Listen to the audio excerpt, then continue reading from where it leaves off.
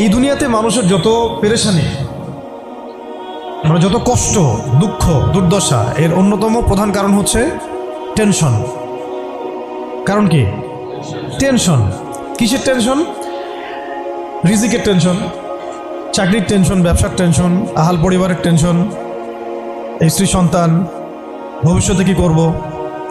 দুনিয়ার টেনশনই তো বেশি, যদিও টেনশন থাকার দরকার ছিল পরকালের বেশি। দুনিয়ার টেনশন এবং পরকালের টেনশন সব দূর হয়ে যাবে যদি কেউ বেশি বেশি দরুদ পাঠ করে।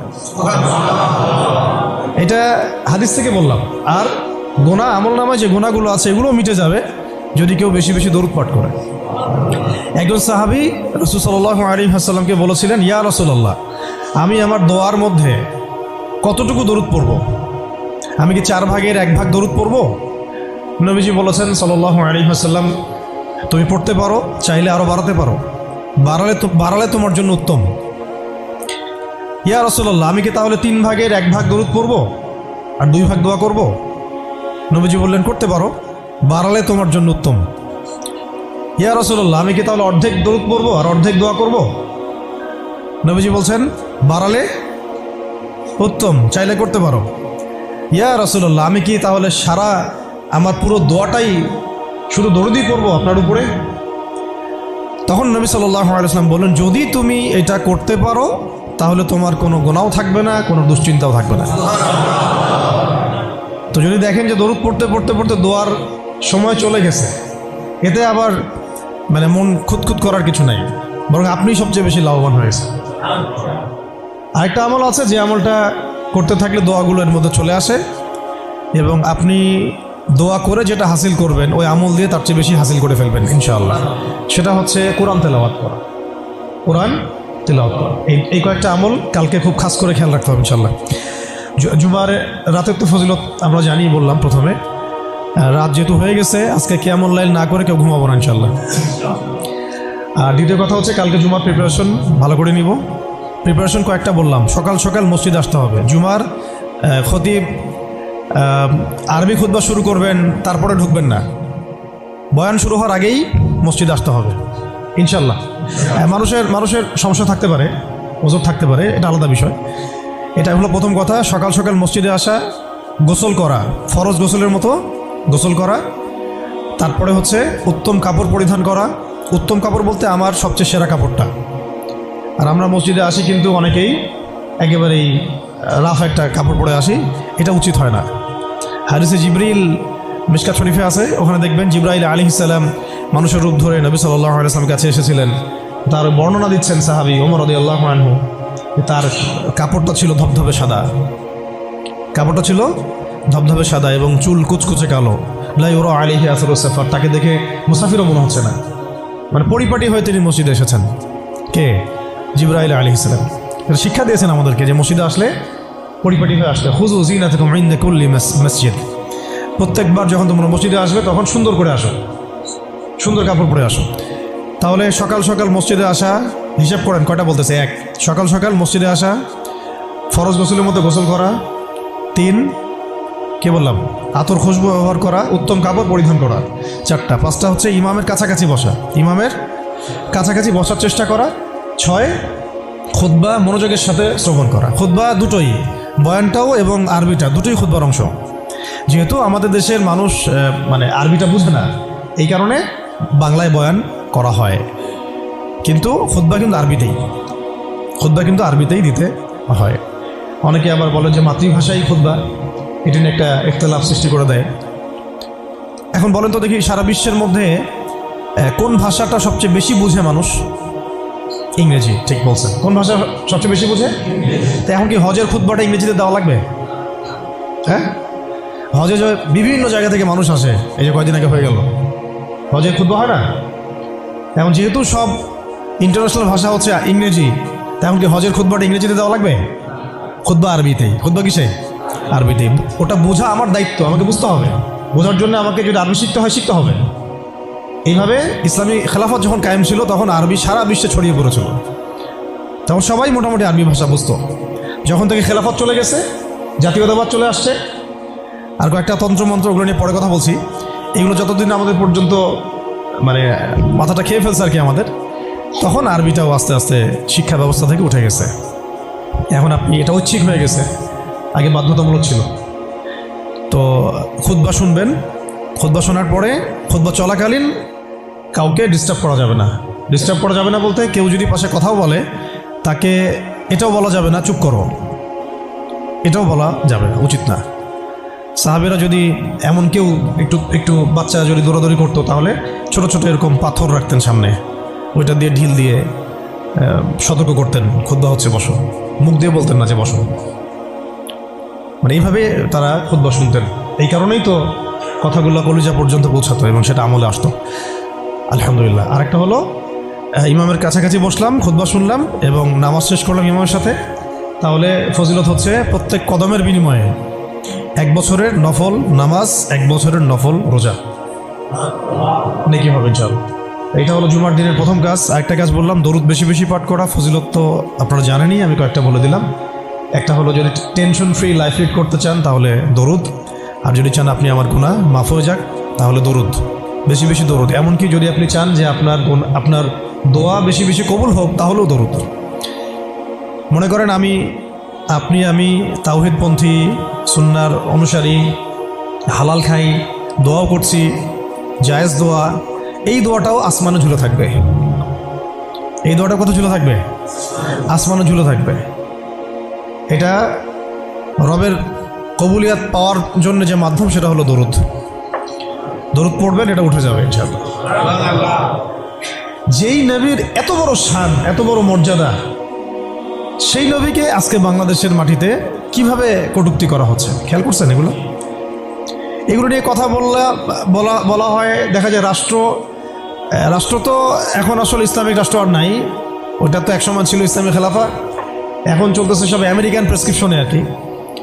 কেউ চালায় ভারতের প্রেসক্রিপশনে, কেউ চালায় আমেরিকার প্রেসক্রিপশনে, কেউ চালায় পশ্চিমাদের প্রেসক্রিপশনে। রাসূল সাল্লাল্লাহু আলাইহি ওয়াসাল্লামের সিরাত অনুযায়ী কেউ রাষ্ট্র চালায় না। তো সিরাত অনুযায়ী রাষ্ট্র চালালে এরকম সাতেমদেরকে ধরে কল্লা নামায় দেওয়া লাগতো। এখন দেধারসে দেখেন যেখানে সেখানে বাকস্বাধীনতার নামে যেই নবীর উপর দরুদ না পড়লে আপনার দোয়া পর্যন্ত কবুল হবে না, সেই নবীকে কিভাবে গালিগালাজ করা হচ্ছে। নাউযুবিল্লাহি মিন যালিক। কি করবেন? প্রতিবাদ করতে গেলে আমরা দেখলাম যে মামলা করা হলো, মামলার পরে সেই আইনের ধারাটাই বাতিল করে দেওয়া হলো। আইনের ওই ধারাই বাতিল করে দেওয়া হলো। কি আইন! নিজের স্বার্থে যখন তখন করাও যায়, আবার বাতিলও করা যায়। এই জন্যই তো আমরা বলি মানবরচিত আইনগুলো হচ্ছে তাগুত। মানবরচিত আইনগুলো কি? তাগুত মানে কি? তাগুত মানে শয়তান। তাগুত মানে কি? শয়তানের একটা ভার্সন, মানে আপগ্রেডেড ভার্সন হচ্ছে তাগুত। প্রোম্যাক্স তাগুত, শয়তান প্রোম্যাক্স, এটা হচ্ছে তাগুত। তো আল্লাহর আইন বাদ দিয়ে যখন মানুষ নিজের আইন রচনা করে তখন এরকম অবস্থা হয়। যে আইন রাসূলের শানে কটূক্তিকারীর বিচার করতে পারে না, সেই আইন আপনাকে সমাজে শান্তি দিবে, ইনসাফ দিবে? এই জিনিসটা আমাদের বুঝে আসতেছে না। এখন আমরা ঘুরে ফিরে আবার সেই ওই তন্ত্র মন্ত্রের পিছনে ছুটতেছি। এখনো শরিয়া ইমারা খেলাফতের কথা আমরা বুঝতে পারতেছি না। তবে বুঝি আর না বুঝি ইনশাল্লাহ সামনে এটা কায়েম হবেই। এটা নিয়ে কোনো সন্দেহ নাই, লা শাক্কা ফি, কোনো সন্দেহ নাই, এটা সামনে কায়েম হচ্ছেই, এটা কেউ ঠেকাতে পারবে না। তো যাই হোক, আরেকটা আমল ছিল জুমার দিন, সেটা হচ্ছে সূরাতুল কাহাফ তেলাওয়াত করা। কোন সূরা? সূরা কাহাফ কোনোভাবেই ছাড়বেন না। এটা আমি মানে জোর দিয়ে এই কারণে বলছি, সূরা কাহাফ যারা নিয়মিত পড়ে, অন্তত প্রত্যেক জুমায় পড়ে, তাদের কলবের চোখ খুলে যাবে। কলবের চোখ না খুললে আপনি বাস্তবতা বুঝতে পারবেন না, কোনটা হক কোনটা বাতিল, কোনটা ন্যায় কোনটা অন্যায়, কোনটা সহি কোনটা গলত, ঠিক আছে? কোনটা ন্যায় কোনটা অন্যায়, কোনটা জুলুম কোনটা ঈমান কোনটা কুফর, এই যে পার্থক্য তাওহীদ শিরক, আসলে এই সত্য কোনটা মিথ্যা কোনটা, এই যে গোলকধাঁধা এখন চলতেছে সারা বিশ্ব জুড়ে, এইটা আপনি ভিতরের চোখ ছাড়া দেখতে পারবেন না। বাইরের চোখ দিয়ে দেখলে অনেক কিছুই অনেক রকম মনে হবে, কিন্তু আসলে বাস্তবতা এমন না। বাইরের চোখ দিয়ে দেখলে অনেক কিছুই মনে হবে খুব ভালো, আসলে ওটার ভিতরে কুফরি আছে। বাইরের চোখ দিয়ে দেখলে মনে হবে খুব সুন্দর, আসলে ওর মধ্যে শিরক আছে। এই যে অন্তর্দৃষ্টি, আমরা একটা কথা বলি হিকমা আল বাসীরা, প্রজ্ঞা, বাংলা ভাষায় বলে কি প্রজ্ঞা, দূরদর্শিতা, বাংলা ভাষায় বলে দূরদর্শিতা, এটা হাসিল হবে সূরা কাহাফ তেলাওয়াত করলে। আর শেষ জামানায় এই দূরদর্শিতার দরকার এত বেশি, কেন বেশি? কারণ শেষ জামানাতে দাজ্জাল বের হবে। কে বের হবে? দাজ্জাল বের হবে এবং তার অনুসারীরা বিশ্বকে দাপটের সাথে শাসন করবে, কিছুদিন শাসন করবে আর কি। এবং তার অনুসারী হবে ইহুদিরা। অনুসারী কারা হবে? অনুসারী হবে 4 রকমের, 4 প্রজাতির মাখলুক আর কি, বলে দিলাম। হ্যাঁ, 4 কি 5? আচ্ছা, একটা হচ্ছে ইহুদিরা, দেখতে পারতেছেন ওরা কি করতেছে ইসরায়েলে, ফিলিস্তিনে। 2 নম্বর হচ্ছে নাসারা, যারা খ্রিস্টান এবং যারা ইহুদিদের সাথে জোট গঠন করেছে, আমরা বলি জায়নিস্ট। 3 নম্বর হচ্ছে মুশরিকরা। মুশরিক যেমন ইসরায়েলের সবচেয়ে বড় বন্ধু এখন ভারত। ইসরায়েলের সবচেয়ে বড় বন্ধু কি এখন? ভারত। 4 নম্বর হচ্ছে মুসলিমদের মধ্যে কিছু মুনাফিক। ঠিক যেমন আরবের ফিলিস্তিনের আশপাশে দেখবেন কিছু রাষ্ট্র আছে মুনাফিকদের দ্বারা শাসিত, এরা ইসরায়েলের বন্ধু। আর 5 নম্বর হচ্ছে এক শ্রেণীর মহিলা, যে মহিলাদেরকে মানুষ ঘরে রাখতে পারবে না, এটা হাদিসের মধ্যে আসছে। এই 4-5টা শ্রেণী দাজ্জালকে অনুসরণ করবে এবং ওই সময় সারা বিশ্বটার মধ্যে সে এমনভাবে ফিতনা ফাসাদ সৃষ্টি করবে, অনেক ইমানদারও ধোঁকা খেয়ে যাবে। ওই ফিতনা থেকে বাঁচার জন্যে আপনাকে সূরা কাহাফ তেলাওয়াত করতে হবে, যেটা নবী সাল্লাল্লাহু আলাইহি ওয়াসাল্লাম বলেছেন যে ব্যক্তি সূরা কাহাফ তেলাওয়াত করবে জুমার দিনে, বা প্রথম 10টা আয়াত মুখস্থ করবে, প্রথম 10টা আয়াত মুখস্থ করবে, আল্লাহ পাক তার জীবদ্দশায় যদি দাজ্জাল বেরো হয়, আল্লাহ পাক তাকে হেফাজত করবে ইনশাআল্লাহ। এই আমলগুলো জুমার দিন ছাড়া ঠিক হবে না কোনোভাবেই। তো প্রতি সপ্তাহে আমলগুলো জারি থাকবে ইনশাআল্লাহ। আল্লাহ পাক সবাইকে করার তৌফিক দান করেন। তো আজকে আমি লম্বা আলোচনা করার সময় পাচ্ছি না, ইনশাআল্লাহ আপনাদের সাথে আবার দেখা হবে ইনশাআল্লাহ। কোনো একদিন দিনের বেলা এসে লম্বা সময় দেওয়ার চেষ্টা করবো ইনশাআল্লাহ। তো আজকে আমি জাস্ট একটা সূরা নিয়ে কথা বলতে যাচ্ছি আপনাদের সাথে, শুধু একটা ছোট্ট সূরা। ইনশাআল্লাহ অন্য কোনো দিন আরও বিষয়ভিত্তিক আলোচনা হবে। এই সূরাটা হচ্ছে সূরা কাফিরুন। কোন সূরা? সূরা কাফির। সবাই জানি না সূরাটা? কিছু বিষয় আছে এই সূরার মধ্যে যেগুলো আমরা অনেকে জানি কিন্তু বুঝতে পারছি না। ওইটা বোঝানোর জন্য আমি একটু পুরাতন আলোচনা নতুন করে করার চেষ্টা করছি আর কি। তার আগে একটা ফজিলত বলি যে সূরা কাফিরুন যে ব্যক্তি রাতের বেলা তেলাওয়াত করবে, ঘুমানোর আগে তেলাওয়াত করবে আর কি, আল্লাহ রাব্বুল আলামিন তাকে শিরকের পাপ থেকে হেফাজত করবেন। মনে রাখবেন যে জাহান্নামে যাবে সবচেয়ে বেশি মানুষ শিরকের পাপের কারণে। কোন পাপের কারণে?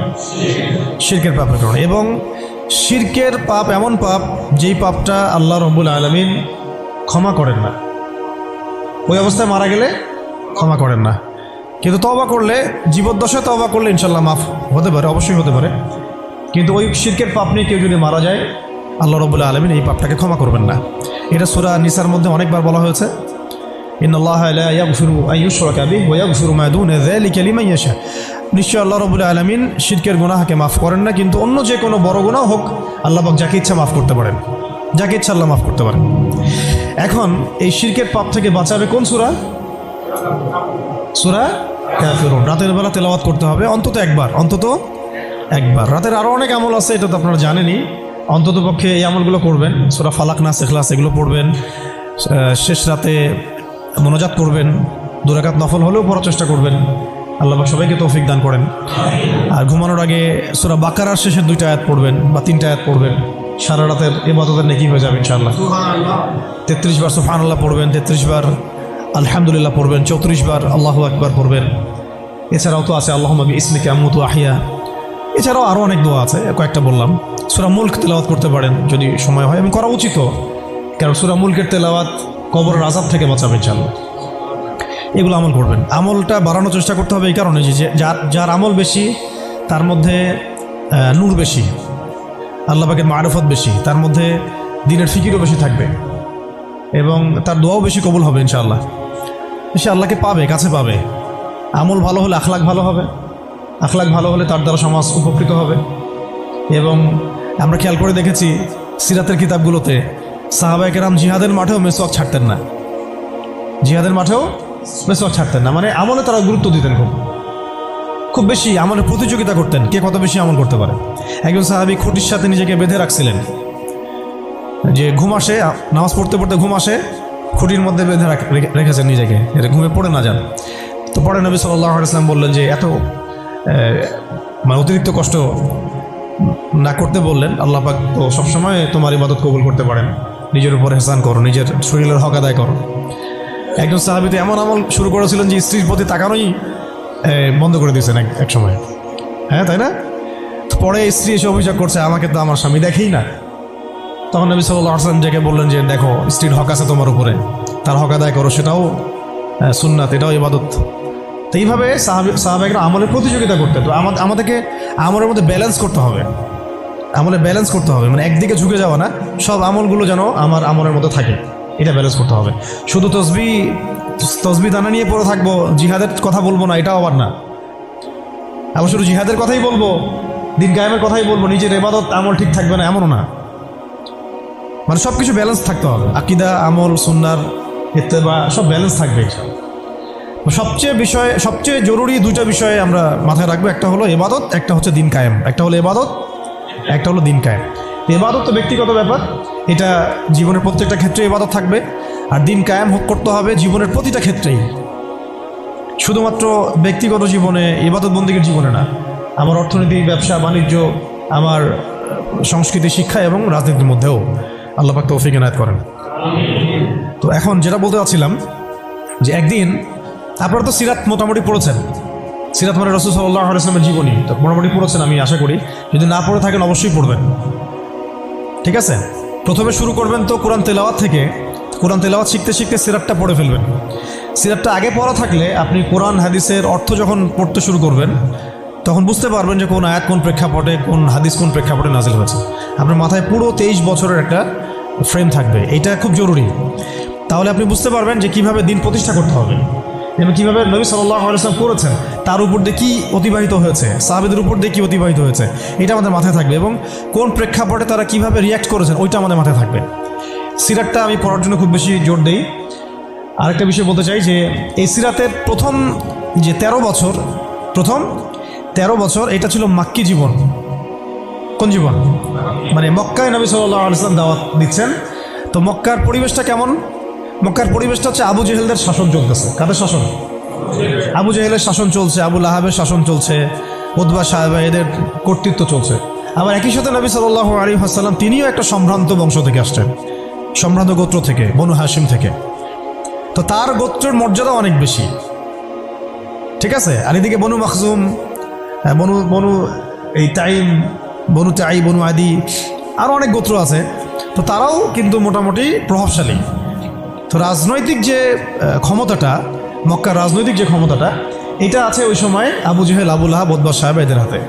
এবং ওদের একটা পার্লামেন্ট ছিল, ওর নাম ছিল দারুন নাদওয়া। কী নাম ছিল? দারুন নাদওয়া। তারা আল্লাহকে বিশ্বাস করতো, একটু ভালো করে বোঝার চেষ্টা করেন। তারা আল্লাহ পাককে বিশ্বাস করতো, আল্লাহ বলে একজন আছে, এটা তারা আকীদা ঠিক রাখতো। এমনকি আল্লাহ পাক সৃষ্টিকর্তা, আল্লাহ পাক রিজিক দাতা, আল্লাহ সন্তান দাতা, এটাও তারা বিশ্বাস করতো। কারা বিশ্বাস করতো? Abu Jahl, Abu Lahab, Utba সাহেবা, তারাও বিশ্বাস করতো। তাহলে কিসে বিশ্বাস করতো না? তারা তাওহীদে রুবুবিয়াত বিশ্বাস করতো, কিন্তু উলুহিয়াত, আসমা ও সিফাতে বিশ্বাস করতো না। মানে আল্লাহ পাকেরই যে বিধান মানতে হবে, আল্লাহ পাকেরই যে দাসত্ব করতে হবে, এবং মৃত্যুর পর জবাবদিহিতা আছে, এই বিষয়গুলোতে তারা বিশ্বাসী ছিল না। এখন প্রথম 3 বছর নবী সাল্লাল্লাহু আলাইহি ওয়াসাল্লাম গোপনে দাওয়াত দিয়েছেন। কত বছর? প্রথম 3 বছর। আর চতুর্থ বছর থেকে প্রকাশ্যে দাওয়াত শুরু হয়েছে। মক্কার কত বছর মোট? 13 বছর। এই সময় তো ইসলামী রাষ্ট্র কায়েম হয় নাই, হয়েছে দাওয়াত হয়েছে, খালি দাওয়াত। কোন পরিবেশে দাওয়াত? বলুন, আবু জেহেলের যে রাজত্ব, ওর মধ্যে দাওয়াত হয়েছে। মনে করেন যে আপনি এখন আছেন মোদির রাজত্বে, মনে করেন। তো ওই রকম একটা পরিবেশে যদি ইসলাম আসে, ওইটা একটা মক্কার মিসাল হইতে পারে, যে ওইটা একটা মক্কার মতো পরিবেশ। ওইখানে আপনি দাওয়াত, সবাই অমুসলিম, সবাই মূর্তি পূজারী, সবাই মুশরিক, ওখানে আপনি ইসলামের দাওয়াত দিচ্ছেন। পরিস্থিতি কত কঠিন! কঠিন না সহজ? অনেক কঠিন। শুধু যে শিরক আছে তা না, ওই সমাজে সুদও আছে। কি আছে ওই সময়? সুদ আছে। ওই সমাজের মধ্যে জেনা আছে, ওই সময় ব্যভিচার আছে, ওই সময় মাদক দ্রব্য আছে, মেয়েদের অবমাননা আছে, কন্যা সন্তানকে জীবন্ত দাফন করা হয়, তারপরে জুয়া আছে, মারামারি, হানাহানি, কাটাকাটি, গোত্রে গোত্রে দ্বন্দ্ব, এগুলো একটা সমাজের মধ্যে। একটু চিন্তা করেন, কল্পনা করেন। আপনার এই এলাকা কি এমন? আপনার এলাকা কি এমন? না। কিন্তু ওই বিষয়গুলোর কিছু কিছু বিষয় তো অবশ্যই এখনও আছেই। বরং এমন কিছু বিষয় আছে যেগুলো আগের চেয়ে বেশি আছে। কারণ আইয়ামে জাহিলিয়াতের যে কথাটা বলছি, আইয়ামে জাহিলিয়াতে কিন্তু সমকামিতা ছিল না এত বেশি। আপনার পুরো বাংলাদেশে এখন সমকামিতা আইয়ামে জাহিলিয়াতে যে বেশি।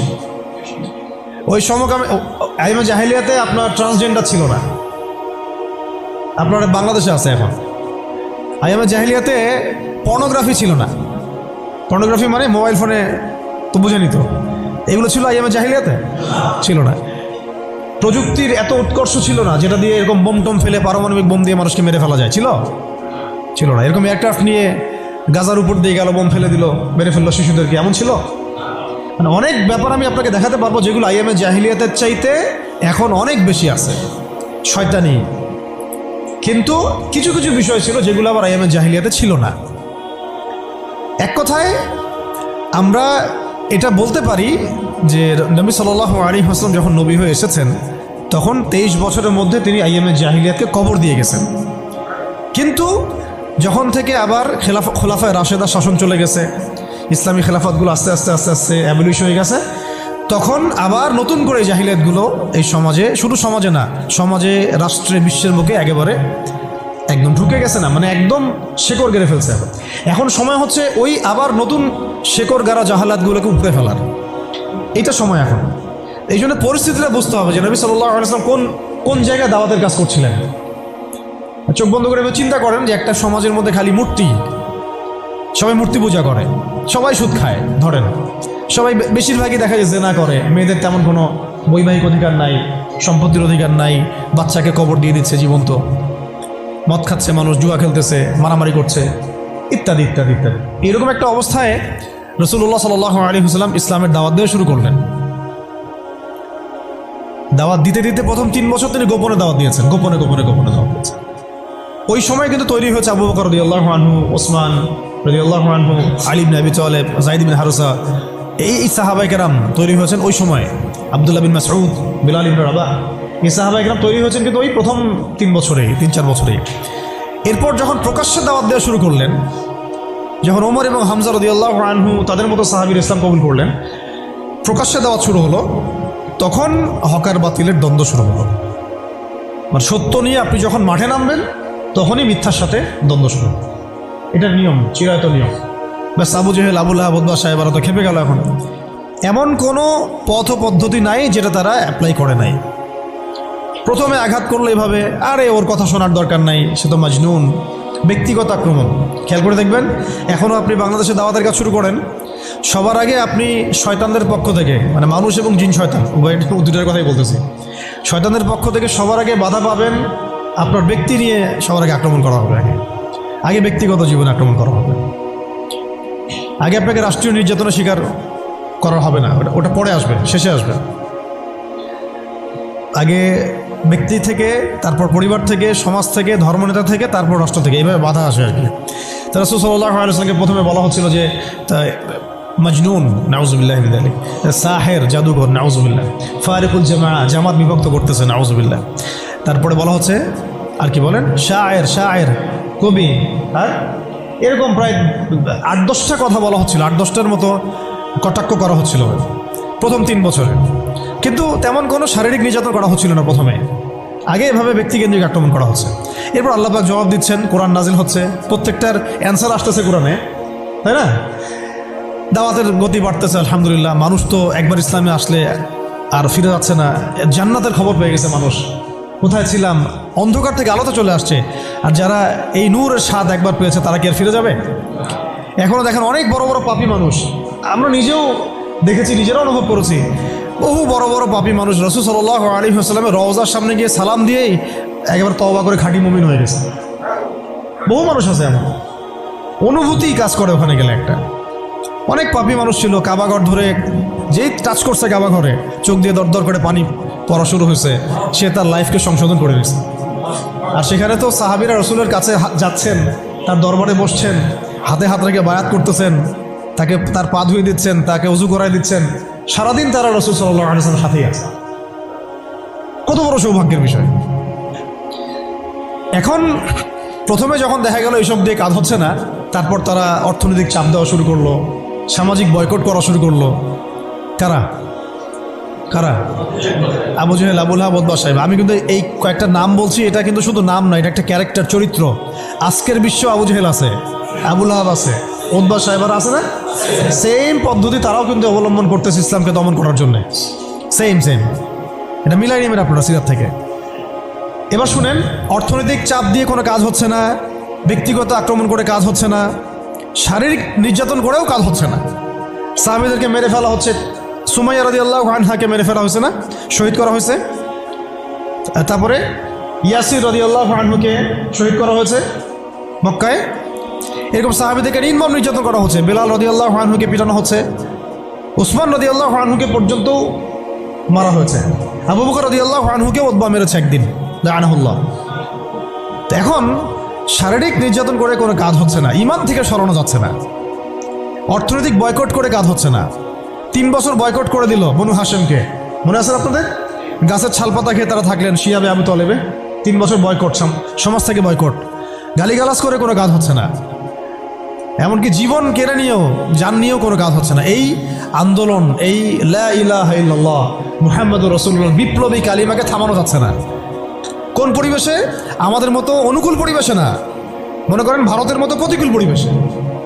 মনে করেন, বোঝানোর জন্য বললাম যে একটা গভর্নমেন্ট আছে, সে চরমভাবে ইসলাম বিদ্বেষী, সে তার গুন্ডা পান্ডা দিয়ে মুসলিমদেরকে পিটাচ্ছে আর মারতেছে, এখন যেখানে সেখানে দেখতেছেন না?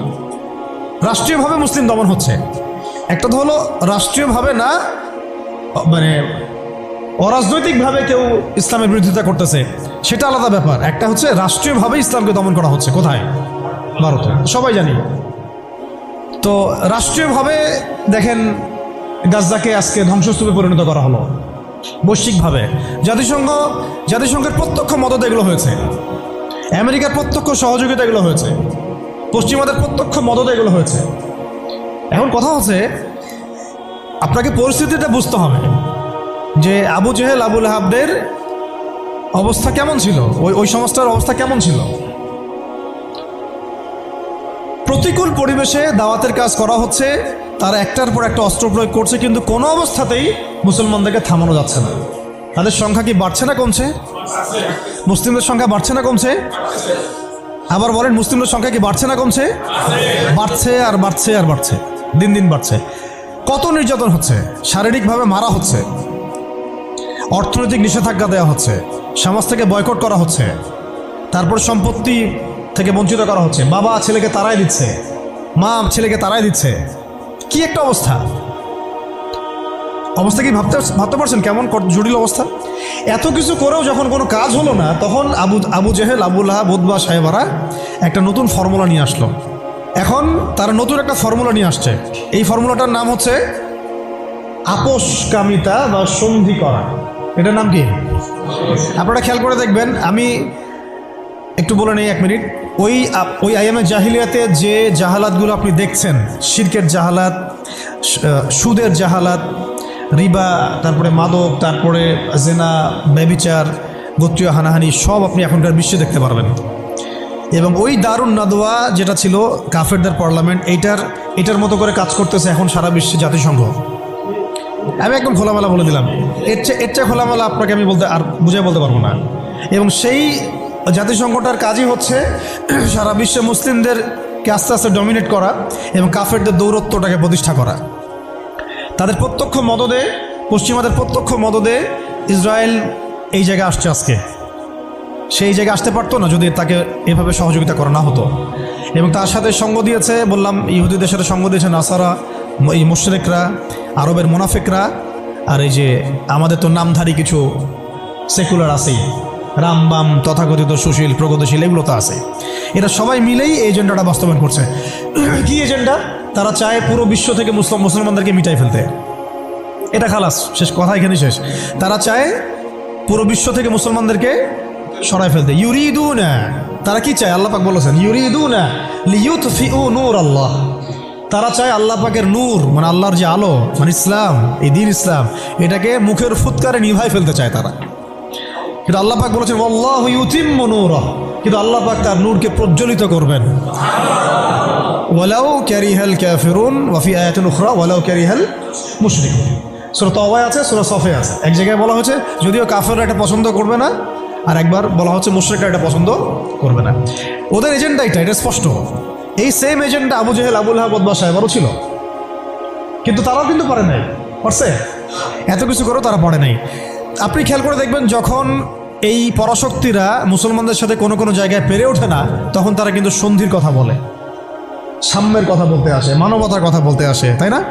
ঐক্যের কথা বলতে আসে, মৈত্রীর কথা বলতে আসে। যখন দেখে যে মুসলমানদের হাতে খুব মাইর খাচ্ছে, যেমন ধর সিরিয়াতে বেশ মাইর খাইছে, মাঝে মাঝে হামাসের কাছে মাইর খাচ্ছে, যখন মাইর খায় পারে না তখন বলে যে যুদ্ধবিরতি চাই। তো ইসলামী অনুশাসনে আমরা যখন যুদ্ধবিরতির পক্ষে কথা বলার চেষ্টা করি বা আমরা যে রায় দেই, যখন দেখা যায় যুদ্ধবিরতির সেই সন্ধিকে লঙ্ঘন করে তারা আবার নিরীহ মানুষকে বোমা হামলা চালায়, ওই রাস্তাটাকে তারা বন্ধ করে ফেলে। এটা মুনাফিকি করে তারা, প্রতারণা। আবার যখন আফগানিস্তানে তারা মাইর খাইছে 20 বছর 40 বছর, তখন এসে আবার কিন্তু লেজ ঘুরে ঠিকই পালাইছে। মানে আমি একটা ক্যারেক্টার বললাম ওদের। নর্মালি তারা আপনাকে প্রথমে আক্রমণ করবে না, আপনাকে আদর্শ দিয়ে মোটিভেট করার চেষ্টা করবে, ডিমোটিভেট করার চেষ্টা করবে, তারপরে আপনাকে অর্থনৈতিক বয়কট করবে, সামাজিকভাবে ফিতনা ছড়াই দিবে, রাজনৈতিক ওদের পাপেটগুলোকে দিয়ে আপনাকে শাসন করবে। সে সরাসরি এসে আপনার গলা চিপে ধরবে না, তার দালালদেরকে দিয়ে আপনাকে অ্যারেস্ট করাবে। আর কি খোলামেলা বলতে পারবো? সরাসরি সে এসে আপনাকে হত্যা করবে না, বরং তার দালালদেরকে দিয়ে আপনাকে নির্যাতন করাবে। এটা হয়ে আসছে ইতিহাসে, এখনও হচ্ছে এগুলাই। কিন্তু যখন দেখা যাবে মুসলিমরা খুবই শক্ত অবস্থায় আছে ইমানের দিক থেকে, কোনো অবস্থায় টলানো যাচ্ছে না, ঠিক যেমন সাহাবীদের মতো, তখন তারা নতুন একটা ফর্মুলা নিয়ে আসবে। কি ফর্মুলা? এই যে এই ফর্মুলাটা, সন্ধি, ঐক্য, মৈত্রী, মানবতা, এইসব শব্দ কিছু নিয়ে আসবে। নিয়ে এসে বলবে, ঠিক আবু জেহেল যেভাবে বলছিল যে হে মুহাম্মদ, তুমি তো আমাদের সন্তান, আমাদের তো ভাতিজা, তাই না? চাচা ভাতিজা সম্পর্ক আমাদের, তো তোমাদের সাথে আমাদের এত দ্বন্দ্বের তো দরকার নাই। একটা কাজ করো, আসো তোমরা একটা বছর আমাদের লাত উজ্জা হবল মানাতের ইবাদত করো, আমরা 1 বছর তোমার আল্লাহর ইবাদত করব। কেমন মনে হচ্ছে প্রস্তাবটা? বলেন, কার প্রস্তাব? Abu Jahl, Abu Lahab, Utba সাহেবাদের প্রস্তাব। এটার সাথে আজকে বিশ্ব মিলাই নিয়েন, ওটা আপনারা মিলাবেন। আমি ধরাই দিচ্ছি, মিলাবেন কারা নিজেই বুঝতে পারবেন আপনি যে কথা কোন দিকে যাচ্ছে এখনকার প্রেক্ষাপটে আর কি। 1 বছর তোমরা আমাদের লাত উজ্জা হবল মানাতের ইবাদত করো, আর 1 বছর আমরা তোমার আল্লাহর ইবাদত করব। এখন সরাসরি এইভাবে আপনাকে বলবে না যে তোমরা ইসলাম ছেড়ে দাও, তোমরা সবাই ইসলাম ছেড়ে কাফের হয়ে যাও, হিন্দু হয়ে যাও, খ্রিস্টান হয়ে যাও, ইহুদি হয়ে যাও। এরা একটা বলবে না আপনাকে, এই শয়তানরা। বরং এরা আপনাকে কি বলবে জানেন? তোমরা মুসলমানই থাকো, ঈসাই মুসলিম হয়ে যাও। কি বলবে? মুসলমান থাকো, কি হয়ে যাও? ঈসাই মুসলিম হয়ে যাও, এটাও তো মুসলিম। তোমরা মুসলমান থাকো, কাদিয়ানি মুসলিম হয়ে যাও। কি মুসলিম হয়ে যাও? ওটা ওই যে খাচ্ছেন আপনারা, এটাই এই তো জাহালাত, সব কাদিয়ানি তো। এগুলো এগুলো এগুলো এগুলো এগুলো না খাওয়া সওয়াবের কাজ। এটা না খাওয়া, না কেনা, এদের সাথে ব্যবসা বাণিজ্য না করা আপনার সওয়াবের কাজ, করাটা গুনাহের কাজ। এই ফতোয়াটা কি আমাদের ওস্তাদরা দিতে পারবেন না? এটা আমি কি ভুল ফতোয়া দিয়েছি? একটা হচ্ছে সাতেম, যে আল্লাহ রসুলকে গালি দেয়, আর একটা হচ্ছে সে নিজেকে নবী দাবি করে। কে বড় পাপী? দুটা তো পাপী, অবশ্যই দুটাই তো পাপী, দুইটাই মুরতাদ, দুটাই হত্যাযোগ্য অপরাধ করছে। কিন্তু একজন বলছে যে আমি নিজেই নবী, আর একজন নিজেকে নবী দাবি করে নাই, বলছে মুহাম্মদ নাউজুবিল্লাহ, সে নাউজুবিল্লাহ একটা কথা বলে ফেলছে, নাউজুবিল্লাহ মিন যালিক, আমরা বলতে পারবো না। এখন কথা হচ্ছে দুজনেই কিন্তু সাতেম, দুজনেই কিন্তু মুরতাদ, উভয়কেই হত্যা করতে হবে। ইসলামী ফিকহে এটাই আছে। কিন্তু এর মধ্যে বড় পাপীটাকে, যে নিজেকে, তো ওই যে খাচ্ছেন গ্রামাঞ্চলের মানুষ, সহজ সরল মানুষ, এগুলো বুঝতেও পারছে না যে কোন ফাঁদে পড়ে গেছে মানুষ। আল্লাহ আমাদেরকে বোঝার তৌফিক দান করেন।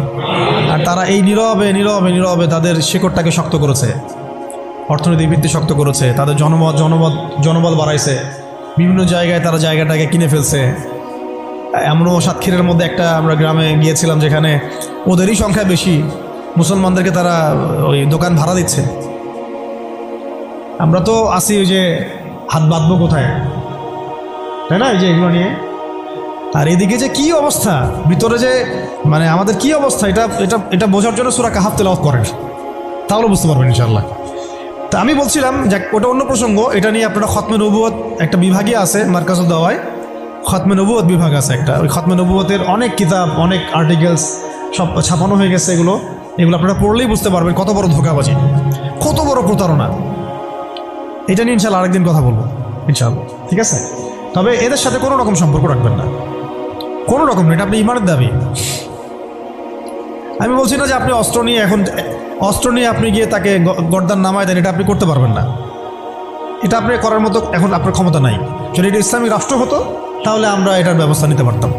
এটা ইসলামিক রাষ্ট্র নয়, এটা একটা গণতান্ত্রিক রাষ্ট্র, সেকুলার রাষ্ট্র এবং জাতীয়তাবাদী রাষ্ট্র, এবং এই মতবাদগুলো ইসলামের সাথে সাংঘর্ষিক। ঘোরায় পেঁচায় খাওয়ানোরও কোনো সুযোগ নেই। এই মতবাদগুলো দিয়ে আপনি ইসলামী শরিয়া রাষ্ট্র কায়েম করতে পারবেন না। শেষ কথা, এটা চেষ্টা করে দেখে নেন, পারবেন না, কেউ পারে না আজ পর্যন্ত। এখন মূল যেটা কথা ছিল যে ওরা বলেছিল কি 1 বছর ইবাদত করো লাতজ্জা হবল মানাতের আমাদের মূর্তিগুলার, আমরা 1 বছর তোমার আল্লাহর ইবাদত করবো, ঠিক আছে? এখনকার আবু জাহেল, আবুল আহাব বা সাহেবেরা বলছে তোমাদের ধর্ম চেঞ্জ করার দরকার নাই, তোমরা ইসাই মুসলিম হয়ে যাও, তোমরা কাদিয়ানি মুসলিম হয়ে যাও। ওর নাম দিচ্ছে আহমদিয়া মুসলিম জামাত। তোমরা ধর্ম চেঞ্জ করার দরকার নাই, তোমরা আমাদের সুদভিত্তিক অর্থনীতিটা গ্রহণ করো। কি সুদের বিরুদ্ধে বললে অনেকে একটু খারাপ লাগে না?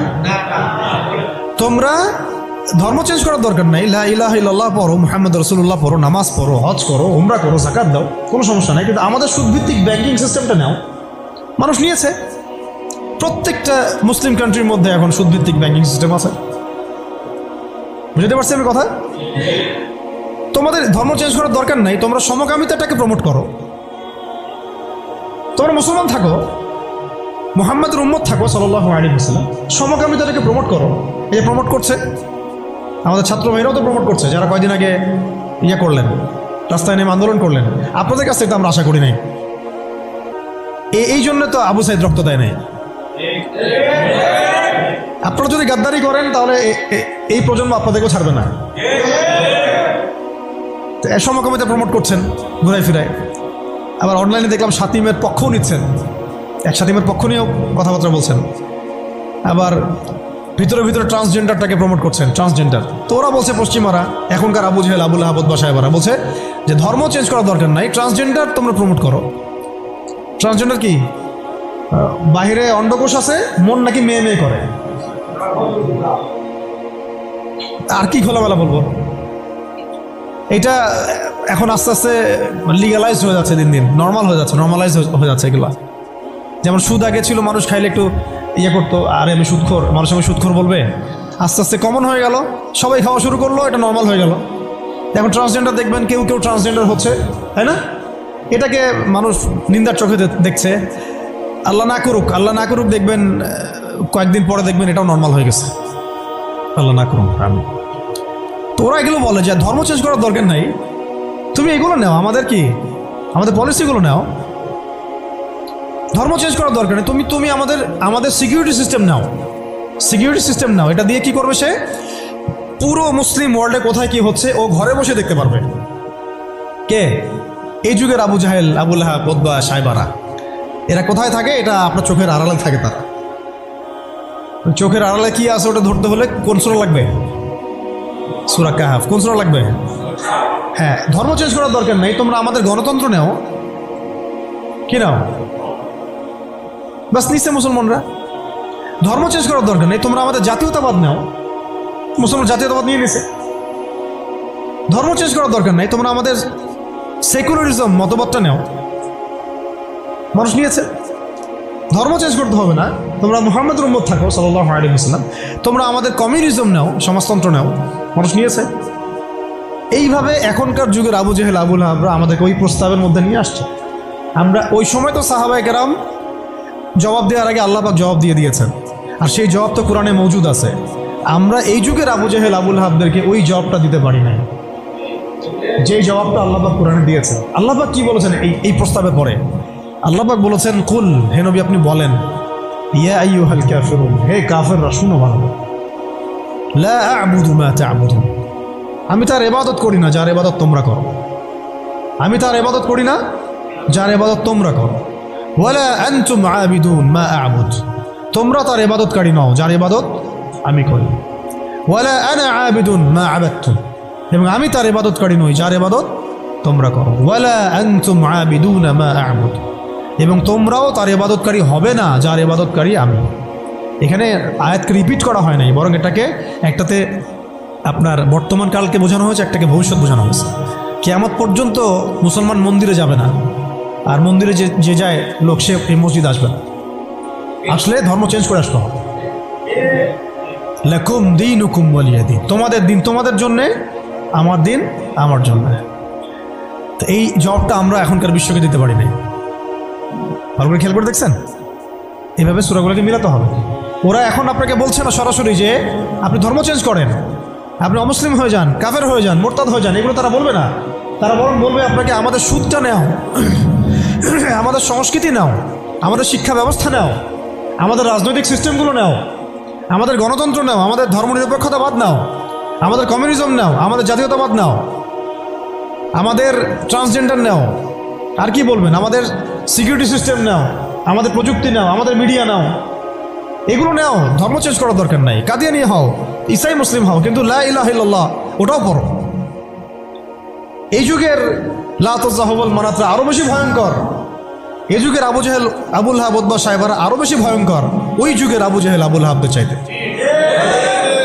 আর ওই যুগের সাহাবায়ে কেরাম যে ভাষায় উত্তর দিয়েছিলেন, এই যে কোরআনের ভাষায়, লাকুম দীনুকুম ওয়ালিয়া দীন, কিয়ামত পর্যন্ত না তোমরা আমাদের দিনের অনুসারী হবা, আর না আমরা তোমাদের দিনের অনুসারী হব।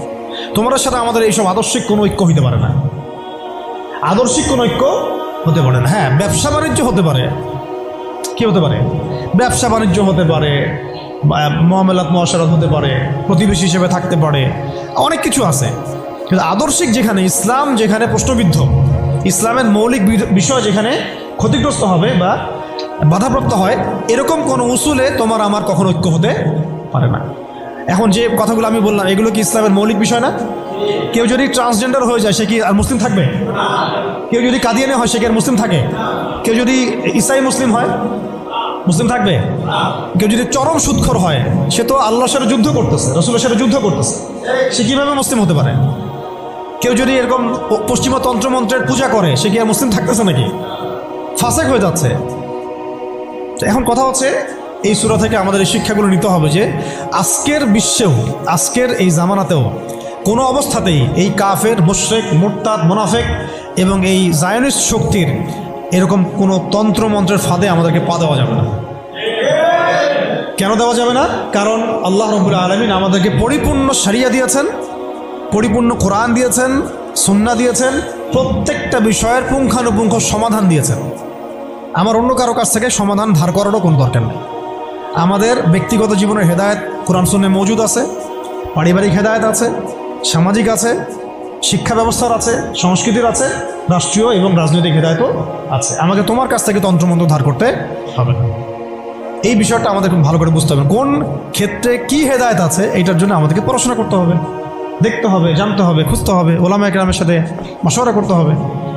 আর কোনো জায়গায় যদি দেখেন যে কোনো আলেমও এগুলোতে প্রভাবিত হয়ে গেছে, তাহলে আপনি হকপন্থী আলেম খুঁজে বের করবেন। এইভাবে আমাদেরকে সামনের পথটা চলতে হবে। এই সূরার পর একটা সূরা আছে, কি নাম? সূরা নাসর। কোন সূরা? তাই না? সূরা নাসর না? এই শেষ করে দেই, একটু অনেক দেরি হয়ে গেছে। এখন যখন কোন প্রেক্ষাপটে সূরা কাফিরুন নাজিল হয়েছিল আপনাকে তো বলছি একবার, ওই রকম প্রেক্ষাপটে এই সূরা নাজিল হয়েছে। আর এখন তো আমরা আছি ইসলাম বান্ধব পরিবেশের মধ্যে। তাহলে আমরা কেন এই যুগের আবু লাহাব, আবু জেহেল, উতবা, সাইবাদের এই তন্ত্রমন্ত্রগুলোর অনুসারী হব, ওদের ধোকায় পা দিব? যেখানে ওর ইসলামকে আক্রমণ করবে আমরা কেন সেখানে সায় দিব? অথচ মক্কার মতো অবস্থায় সাহাবায়ে কেরাম এইভাবে জবাব দিয়েছেন সূরা কাফিরুনের জবাবে। আর এখন তো আমার সামনে নামাজের পরিবেশ আছে, যাকাতের পরিবেশ আছে, আমরা মুসলিম সংখ্যাগরিষ্ঠ, আমরা সবাই লা ইলাহা ইল্লাল্লাহ বুঝি, আলহামদুলিল্লাহ আমরা নামাজ পড়ছি, তিলাওয়াত করছি, অনুকূল পরিবেশ আছে। এখন কেন আমাকে এই যুগের আবু জেহেল, আবু লাহাবদের দাসত্ব করতে হবে বলেন? কোনো যুক্তি আছে? যুক্তি তো নাই, কোনো কারণও নাই। কারণ নাই। এই সূরার পরেই আল্লাহ পাক বলেছেন, ইযা জাআ নাসরুল্লাহি ওয়াল ফাতহ, যখন আল্লাহর সাহায্য আর বিজয় আসবে। মানে ওই রকম প্রতিকূল অবস্থাতেই বিজয় সুসংবাদ দিয়ে দেওয়া হয়েছে যে এই অবস্থা চিরকাল থাকবে না। তো এইটা তোমরা সবর করে এটা উতরায় উঠো, এখানে ইমানের পরীক্ষাটা দাও, পাশ করো। ইযা জাআ নাসরুল্লাহি ওয়াল ফাতহ, সামনেই আসতেছে তোমাদের জন্য বিজয়। এটা সূরা সফেও আছে, ওয়া উখরা তুহিব্বুনাহা নাসরুম মিনাল্লাহি ওয়া ফাতহুন করিব ওয়া বাশশিরিল মুমিনিন। আর তোমরা যেটা পছন্দ করো দুনিয়ার, তোমরা দুনিয়াবি বিজয় অর্জন করবে, সেটাও সামনে আসতেছে। ফাতহুন করিব, আল্লাহ বলেছেন করিব, নিকটে আসবে এটা। ওয়া বাশশিরিল মুমিনিন ওয়া রাআইতান নাস ইয়াদখুলুনা ফি দীনিল্লাহি আফওয়াজা, একটা সময় আসবে মানুষ দলে দলে আল্লাহর দ্বীনে ঢুকতে থাকবে। তখন আল্লাহ পাক বলেছেন ফাসাব্বিহ বিহামদি রাব্বিকা ওয়াস্তাগফির ইন্নাহু কানা তাওয়াবা। এবং যখন এই বিজয়টা আসবে, তখন এই Abu Jahl, Abu Lahab, Utba, শায়বা এদের অস্তিত্ব কি হবে? তাব্বাত ইয়াদা আবি লাহাবি ওয়া তাব। আবু লাহাবের হাতও ধ্বংস হবে, সে নিজেও ধ্বংস হবে। মিলাতে পারছেন সিকোয়েন্সটা? এইভাবে আসছে বিষয়টা। যখন এই বিজয় আসবে তখন এই সব আবু লাহাব ধ্বংস হয়ে যাবে। আবু লাহাব এখানে শুধু একজন ব্যক্তি নয়, আবু লাহাব এখানে একটা রূপকথা, একটা উপমাও বটে। প্রত্যেক যুগে যুগে আবু লাহাব থাকবে। এই যুগের আবু লাহাব কারা জানেন? যারা সুদ ভিত্তিক এই ব্যাংকিং সিস্টেমের এই হর্তাকর্তা, এরা হচ্ছে এই যুগের আবু লাহাব। মা আগনা আনহু মালুহু ওয়া মা কাসাব, তাদের এইসব হারাম মাল কোনো কাজে আসবে না, এবং তারা এগুলো যেটা অর্জন করেছে এটা কোনো কাজে আসবে না। সায়াসলা নারান যাতা লাহাব, আগুনে প্রবেশ করবে তারা। ওয়া ইমরাতুহু, এবং তার স্ত্রীও। এখানে স্ত্রী মানে শুধু স্ত্রী না, স্ত্রী মানে কিন্তু সহযোগী। স্ত্রী মানে কি? সহযোগী। এরা কিন্তু একা কাজ করে না, আমি বললাম না একজনের সহযোগী। ইহুদিদের সহযোগী নাসারারা। আমেরিকা ছাড়া ইসরায়েল চলতে পারে নাকি? আমেরিকা ছাড়া ইসরায়েল চলতে পারবে?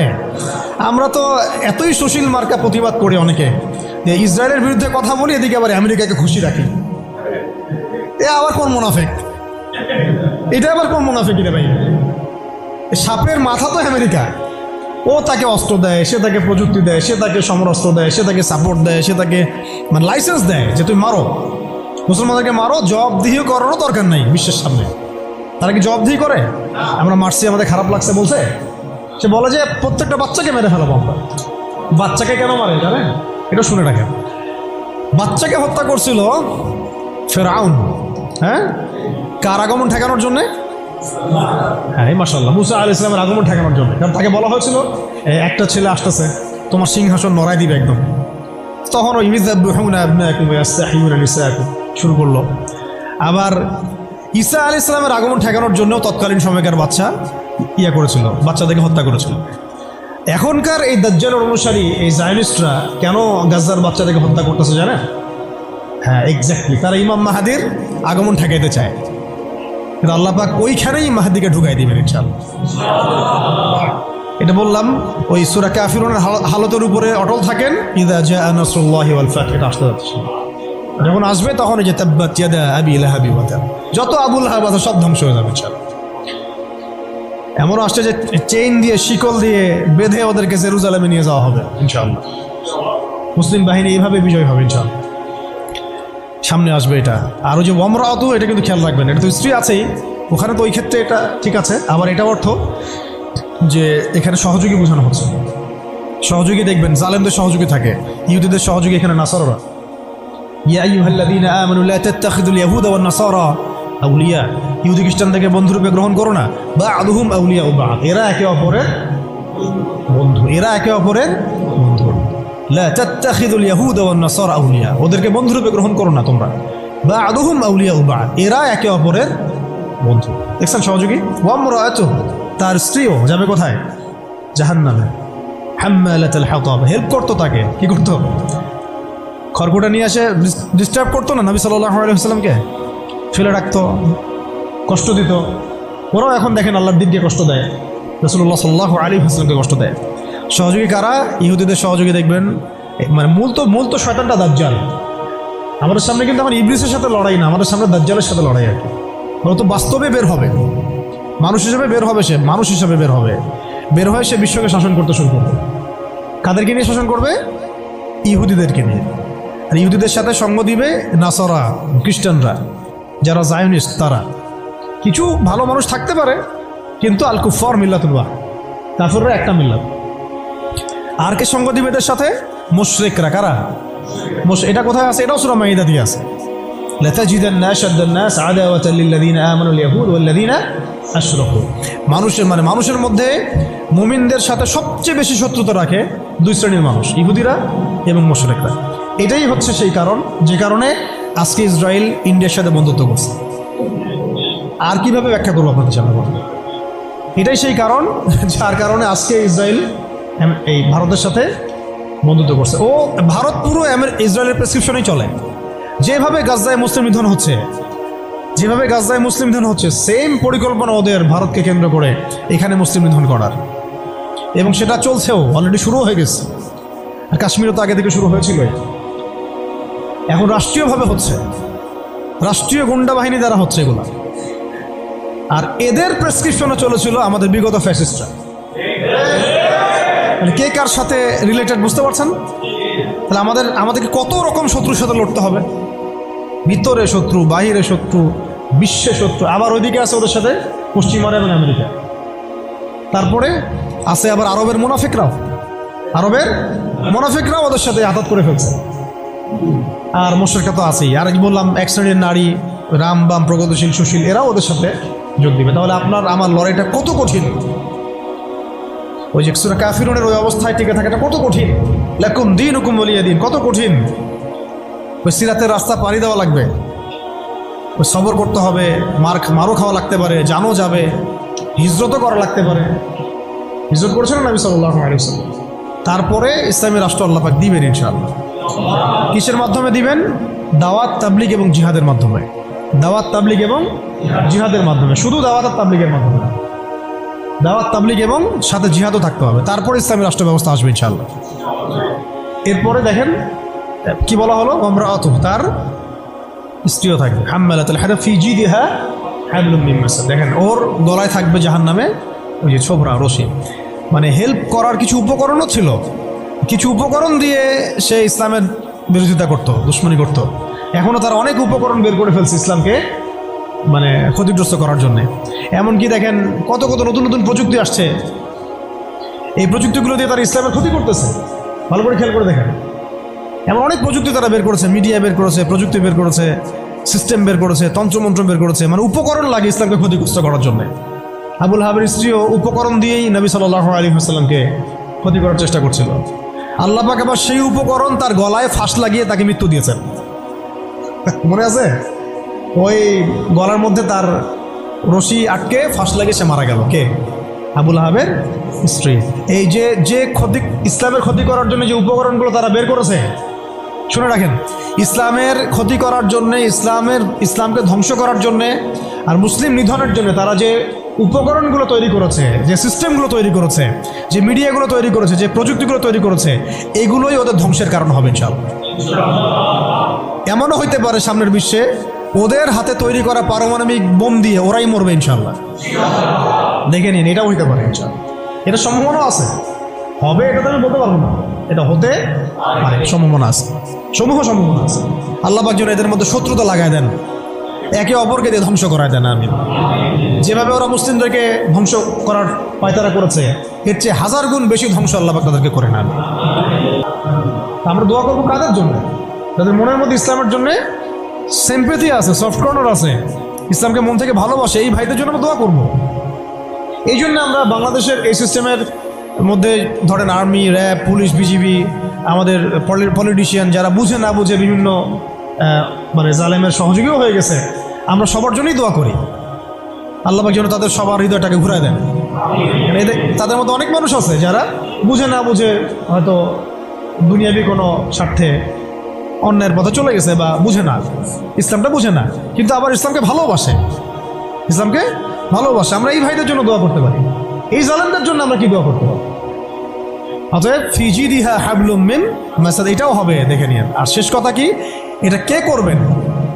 এই পুরো পরিকল্পনাটা কার? এই পুরো পরিকল্পনা হচ্ছে পরের সূরায় কুল হুয়াল্লাহু আহাদ। এটা এক আল্লাহর পরিকল্পনা। কোন আল্লাহ? আল্লাহুস সামাদ, যিনি কারো মুখাপেক্ষী না, তিনি আমাদেরও মুখাপেক্ষী না। এটা আল্লাহ করাবেন, আল্লাহর বান্দাদেরকে দিয়ে আল্লাহ করাবেন। কোন আল্লাহ? লাম ইয়ালিদ, যিনি কাউকে জন্ম দেন নাই, ওয়া লাম ইউলাদ, তাকেও কেউ জন্ম দেয় নাই, ওয়া লাম ইয়াকুল লাহু কুফুয়ান আহাদ, তার মতো সমতুল্য আর কেউ নাই। অতএব তোমরা যতই বাড়াবাড়ি করো, যতই তোমরা ইসলামের বিরুদ্ধাচরণ করো না কেন, ইসলামকে ধ্বংস করার চেষ্টা করো না কেন, সূরা কাফিরুন থেকে মক্কা বিজয় পর্যন্ত হালত আসবে ইনশাআল্লাহ। আর এখন যা চলতেছে এটাও ইনশাআল্লাহ আস্তে আস্তে পরিবর্তন হতে থাকবে এবং ইনশাআল্লাহ আমরা আবার বাইতুল মুকাদ্দাস জয় করবো ইনশাআল্লাহ। এই বিষয়ে কোনো সন্দেহ নাই যে সামনে ইসলামের বিজয় আসবে এবং মুসলিমদের সেই হারানো সেই গৌরব ঐতিহ্য আবার ফিরে আসবে। কিন্তু এইটা আপনার ঘরে বসে থাকলে রেডিমেড হাতে মান্না সালোয়ার মতো আসবে না। এটা মান্না সালোয়ার আসার যুগ না, এটা আবাবিল পাখি আসারও যুগ না। এখানে পাথর আপনাকেই ছুটতে হবে। আবাবিল পাখি এসে পাথর ছুটবে না, এটা পাথরটাকে ছুটতে হবে, আপনাকেই ছুটতে হবে। ব্যাস, আল্লাহ পাক শর্ত দিয়ে দিয়েছেন, ইন তানসুরুল্লাহ ইয়ানসুরকুম, তোমরা আল্লাহর দিনকে সাহায্য করো, আল্লাহ তোমাদেরকে সাহায্য করবেন। ওয়া ইউসাব্বিত আকদামাকুম, আল্লাহ তোমাদের পা শক্ত করে দিবেন। ওয়া ইন তাতাওয়াল্লাউ ইস্তাবদিল কওমান গায়রাকুম, তোমরা যদি মুখ ফিরে চলে যাও আল্লাহ পাকের কিচ্ছু যায় আসে না। আল্লাহুস সামাদ, আল্লাহ অন্য কওমকে হেদায়েত দিয়ে তোমাদের স্থলাভিষিক্ত করবেন। সুম্মা লা ইয়াকুনু আমসালাকুম, তারা তোমাদের মতো হবে না। ব্যাস, এই হলো মূল কথা। তাহলে আমরা চাচ্ছি আল্লাহর ইবাদত করতে, তার জমিনে তার দিনকে বিজয় করতে। তো এই বিজয় কি এমনি এমনি আসবে? কাজ করতে হবে তো নাকি? কয়েকটা কাজ আমরা করবো ইনশাল্লাহ, নিয়ত করতে পারি। প্রত্যেকেই দিনের ফরজ জ্ঞান অর্জন করবো ইনশাল্লাহ, ঠিক আছে ইনশাল্লাহ। শেষ রাত শুরু হয়ে গেছে, আল্লাহ পাক যেন তৌফিক দান, আমিন। এখন দোয়া কবুল হবে। প্রত্যেকেই দিনের ফরজ জ্ঞান অর্জন করবোই করবো ইনশাল্লাহ। আমল বাড়াই দিব ইনশাল্লাহ, হালাল হারাম মেনে চলবো ইনশাল্লাহ। আমাদের পরিবারের পর্দার ব্যাপারে খেয়াল রাখবো, আমাদের শিক্ষার ব্যাপারে খেয়াল রাখবো এবং জীবনের একটা নির্দিষ্ট ক্ষেত্রে ইবাদত করবো এমন না, পুরো জীবনটাকেই সুন্নাহ ভিত্তিক ঢেলে সাজাবো ইনশাল্লাহ। এর পাশাপাশি প্রত্যেকটা এলাকায় আপনারা ঐক্যবদ্ধ থাকবেন, জামায়াবদ্ধ থাকবেন। এখন তো আর ওই অবস্থা নাই যে একজন আমির আর সবাই মামুর হয়ে আছে, এমন তো অবস্থা নাই। তাই প্রত্যেকটা অঞ্চলেই তাওহীদপন্থী মানুষরা একসাথে থাকবেন ইনশাআল্লাহ। আর ইসলামপন্থী যে ভাইরা আছেন, বিভিন্ন দল সংগঠন করছেন, তাদের সাথে মিলেমিশে থাকবেন। একে অপরের সাথে কোনো কাটা ছোড়াছড়ি বা কোনো রকমের দ্বন্দ্বে যাবেন না। তাদের দ্বারা ইসলামের উপকার হলো তো আলহামদুলিল্লাহ। কিন্তু যদি দেখা যায় তারাও এইসব তন্ত্রমন্ত্রের ধোকায় পড়ে গোলক ধাঁধায় হারায় যান, এতে আল্লাহর কিছু যায় আসবে না। আল্লাহ পাক শরিয়া কায়েম করাই দিবেন ইনশাআল্লাহ।